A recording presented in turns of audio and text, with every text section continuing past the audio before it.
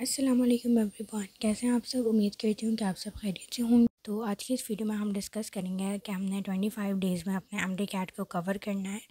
तो आपने ये अगस्त का महीना जितने भी आपके कॉन्सेप्ट्स क्लियर नहीं है उतने जो है वो आपने कॉन्सेप्ट्स को क्लियर करना है और लेक्चर्स को कम्प्लीट करना है। और बाकी सितंबर का महीना जो है वो आपने फुल ऑफ रिविजन्स और प्रैक्टिस के लिए जो है वो रखना है। सितंबर में आपने लेक्चर्स नहीं लेने कोई भी, मतलब कि आपने जो शॉर्ट नोट्स बनाए होंगे तो उसी से आपने रिविजन्स करनी है और प्रैक्टिस ज़्यादा से ज़्यादा प्रैक्टिस के लिए जो है वो सितंबर के महीना रखना है। अच्छा, तो अब बात करते हैं कि आप 25 डेज़ में किस तरह से जो है वो अपनी एमडी कैट की प्रिपरेशन को कंप्लीट कर सकते हैं। तो विद इन 25 डेज़ आप एक दफ़ा अपना पूरा कोर्स कंप्लीट भी कर लेंगे और एक एक दफ़ा जो है वो आप रिविज़न भी कर लेंगे आप।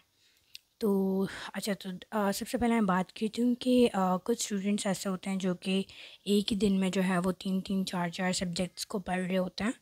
तो आई थिंक मेरे हिसाब से जो मतलब हर किसी का अपना स्केड्यूल होता है, बट मेरे हिसाब से एक ही दिन में 3-3 4-4 सब्जेक्ट्स को पढ़ना जो है वो आपके लिए काफ़ी मुश्किल हो सकता है और आपसे जो है वो चीज़ें बार बार भूलती भी हैं। और मेरे साथ तो यही होता है कि मैं एक ही दिन में जो है वो 3-3 सब्जेक्ट्स को साथ नहीं कर सकती। एक ही दिन में मतलब कि मैं एक सब्जेक्ट को पढ़ती हूँ और फिर नेक्स्ट डे दूसरा सब्जेक्ट पढ़ती हूँ। इस तरह से मैंने स्केड्यूल को अपना जो है वो सेट किया होता है।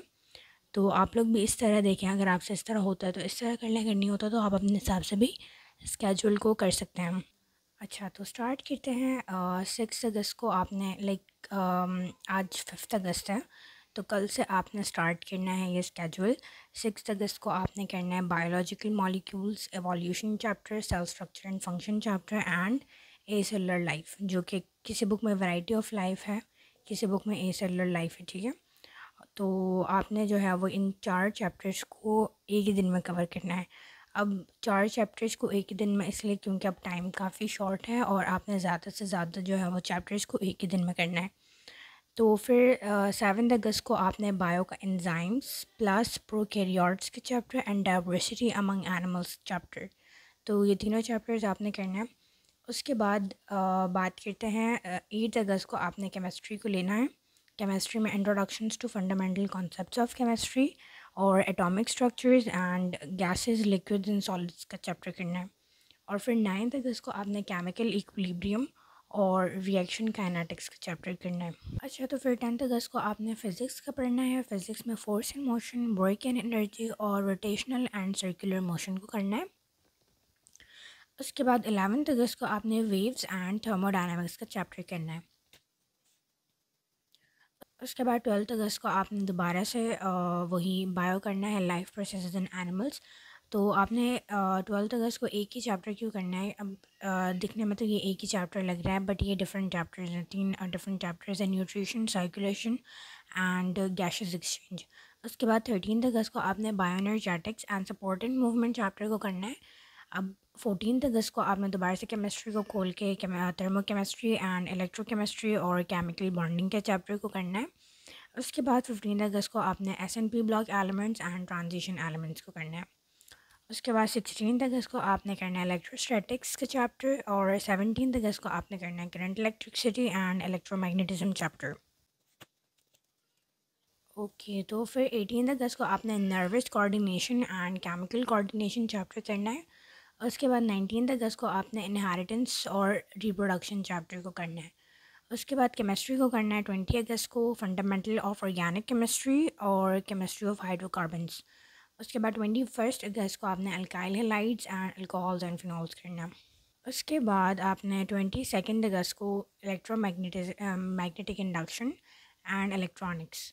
उसके बाद 23 अगस्त को down modern of physics and atomic spectra और न्यूक्लियर फिज़िक्स, ये तीनों चैप्टर्स आपने एक ही दिन करने। तो यहाँ पे आके आपका फ़िज़िक्स का जो है वो पूरा पीएमडीसी का सिलेबस जो है वो आपका कंप्लीट हो जाता है यहाँ पे आके। उसके बाद 24 अगस्त को आपने करना है diversity among plants and forms and functions of plants and homeostasis का चैप्टर। अब ये जो होम्योस्टेसिस है ये मैंने ख़ुद से ये पीएमडीसी सिलेबस में नहीं है, बट आपको करना है क्योंकि ये चैप्टर भी इम्पॉर्टेंट है।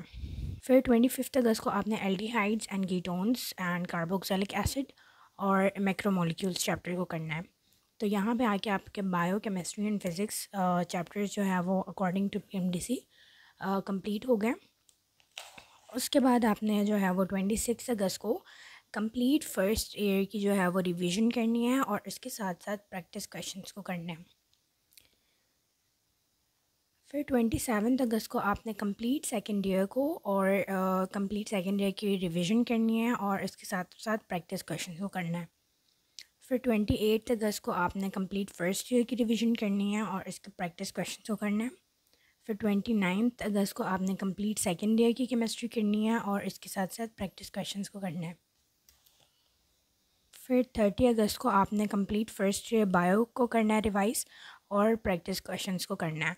फिर 31 अगस्त को आपने कंप्लीट सेकेंड ईयर बायो को करना है और इसके साथ साथ प्रैक्टिस क्वेश्चंस को करना है। तो यहाँ पे आके आपका कंप्लीट जो है वो अगस्त का महीना एंड हो जाता है और फिर उसके बाद आपने सितंबर का जो है वो स्केड्यूल रेडी करना है कि आपको रिवीजन किस तरह से करनी है, किस तरह से आपको प्रैक्टिस को करना है। तो अगर आपको ये वीडियो अच्छी लगी है तो फिर मुझे बता दें, तो फिर मैं सितंबर के भी जो है वो स्केड्यूल बना दूँगी इंशाल्लाह। अगस्त के एंड में इस तरह से मैं आपको बना के दूँगी। तो फिर आपने उसके अकॉर्डिंग जो है अपनी रिवीजन को करना है, अपनी प्रैक्टिस को करना है। तो अल्लाह हाफ़िज़, अपना ख़्याल रखिएगा।